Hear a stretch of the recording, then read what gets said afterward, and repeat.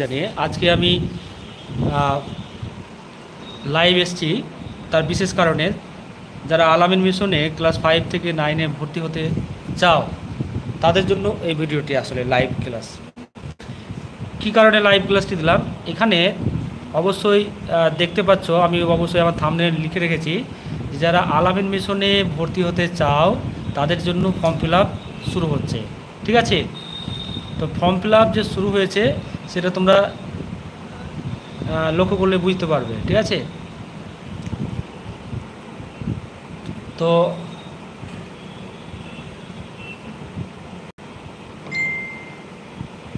একটা জিনিস